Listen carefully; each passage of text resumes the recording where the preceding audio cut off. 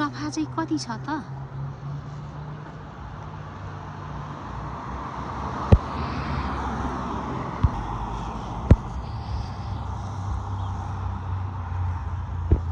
यहाँभित्र एउटा रबरको जस्तै रुख छ, प्लान्ट छ, कस्तो राम्रो।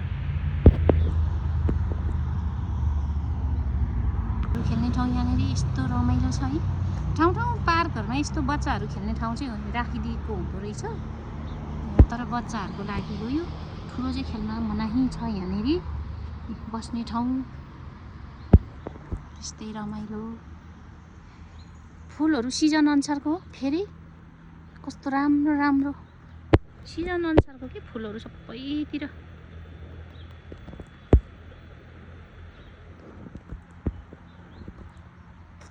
म जाँदैछु, एक्लै छु के, एक्लै नै आनन्द छ।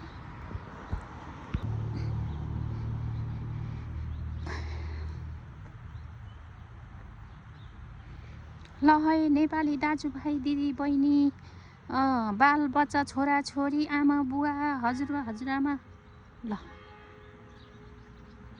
3:30 भएछ। ठ्याक्क म 1 घन्टामा यहाँ आइपुगेँ म बसेको घरबाट। यहीँबाट नै देख्न सक्नुहुन्छ हजुरहरूले कति सफा एरिया, कति सफा ठाउँ हुँदो रहेछ भनेर। ठाउँ ठाउँ पार्कहरूमा यस्तो फुल पनि रोपिराखेको, कति सफा छ। ल हामी सबैले चाहिँ जान्नुपर्ने यही कुरा हो कि यस्तै हामीले पनि हाम्रो देश नेपाललाई यस्तै सफा राख्नु भनेदेखि सुनमा सुगन्ध हुन्थ्यो कि हाम्रो देश चाहिँ।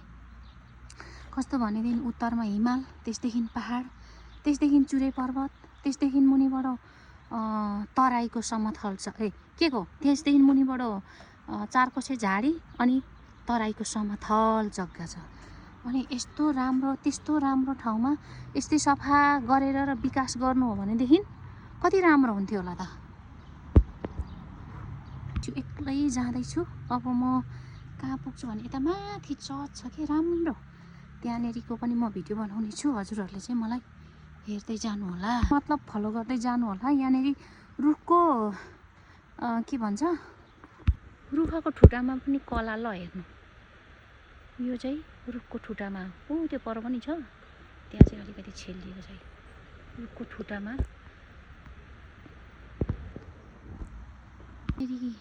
चर्चदेखि यहाँ सुरु हुन्छ, अनि यो बिचमा चौरी छ कि, यसदेखि सुरु हुँदै हुँदै हुँदै जान्छ। यो बिचदेखि चाहिँ यता माथिसम्म जाने ठाउँ छ। मेन माथि चाहिँ राम्रो राम्रो मूर्तिहरू छ।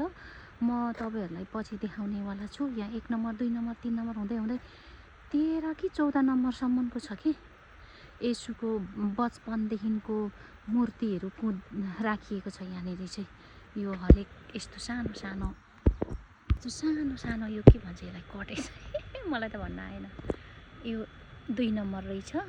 यस्तो हुँदै हुँदै हुँदै हुँदै यहाँ त माथितिर 13 नम्बरसम्म चाहिँ त उँभो। भरे म घुर्दा चाहिँ त्यही बाटोबाट घुर्छु।